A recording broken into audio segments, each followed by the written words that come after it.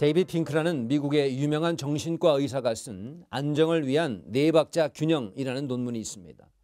거기에서 그는 이렇게 쓰고 있습니다.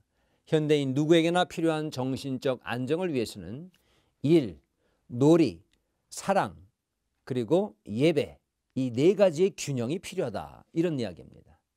일과 놀이, 사랑은 일반인들도 이해를 하겠는데 신학자나 목회자도 아닌 일반 의사의 이론에 예배가 들어갔다는 데에서 많은 사람들이 놀랐습니다. 예배를 제대로 하지 못하면 뭐가 문제일까요? 그 해답이 누가복음 18장에 기록되어 있습니다. 거기 보면 두 명의 예배자가 나옵니다. 한 사람은 바리새인으로 기도를 한답시고 따로 서서 온통 자기 자신이 주어가 되는 그러한 기도문을 읊습니다. 나는 내가 무엇을 어떻게 했고 내가 무엇을 잘했으며 내가 하는 것은 다른 사람과 같지 않다며 하나님 앞에서도 자기 이야기만 하고 있는 것입니다. 그가 성전에 들어온 목적을 가만히 살펴보니 사람들 앞에서 자기 자신을 부각시키는 것이었던 게 틀림이 없습니다. 그는 사실 예배가 없는 사람이었습니다. 왜냐하면 중심이 자기가 되어 있었기 때문입니다. 자기가 중심이 되면 어떤 문제들이 생겨날까요?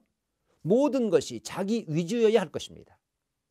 자기가 객체라는 생각을 안 할 것입니다. 그러다 보니 모든 자신의 주변이 자신의 뜻대로 되어져야 합니다. 그러다가 자신의 뜻대로 안 되면 신경질이 나겠죠.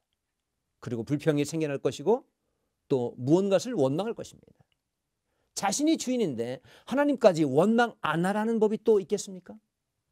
결국 사람하고의 관계도 마찬가지로 틀어질 것입니다. 왜냐하면 중심인 자신에게 필요하게 여겨지는 사람이라면 관심을 좀 두겠지만 만일 중심인 자신에게 불필요하다고 생각되는 사람이면 언제든지 가차없이 잘라버리게 될 것 아니겠습니까?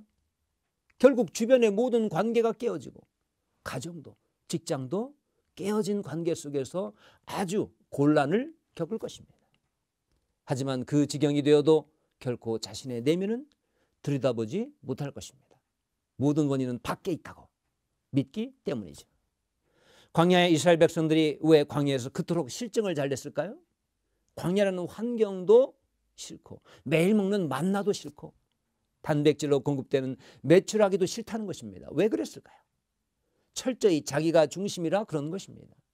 하나님이 중심이시고 자신은 그분을 따르는 객체일 뿐이라고 생각하면 자기들이 무언데 상황이 이렇다 저렇다 판단하고 실증을 내겠습니까? 단지 주어진 것에 감사할 나름이죠. 만나도 감지덕지겠죠. 메추라기도 감지덕지며 자신이 무언데 하나님들어 자기들을 광야로 인도하라 말라, 그늘로 인도하라, 물가로 인도하라 명령할 수 있단 말입니까? 시편 속의 다윗 자신은 항상 객체였습니다. 그래서 늘 이런 말을 되뇌입니다. 내가 무엇이고 한데, 내가 무엇이고 한데. 이것은 하나님 대체 제가 무엇이기에 저에게 이렇게 해주십니까? 라는 뜻이죠. 그런데 그의 상황이 편하고 평탄해서 이런 소리를 한 것이 절대 아니었습니다. 아무리 힘들고 어려운 상황이라 할지라도 주체는 하나님이심을 믿고 있었기 때문에 자신의 상황을 가타부타 싫다 좋다 평가하지 않기로 작정하고 다만 감사함으로 받고 주어진 상황에 최선을 다하려고 했던 것이기 때문입니다. 그런데 바리새인과 또 다른 한 사람의 예배자가 있었죠. 바로 세리였습니다. 그는 사람들로부터 죄인이라고 손가락질 당하는 사람이었습니다. 하지만 그의 기도는 그저 한마디뿐이었습니다. 하나님이여 불쌍히 여기소서. 저는 죄인으로소이다. 라면서 멀리 서서 하늘을 우러러보지도 못하고 기도합니다. 그는 아무도 원망하지 않습니다. 자신을 드러내고 싶은 마음 추호도 없습니다. 자신을 손가락질하면서 비난하는 사람들에 대해서도 불평하지 않습니다.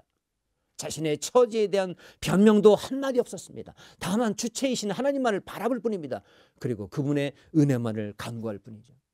과연 누가 더 행복하고 영적으로 건강한 사람이었을까요?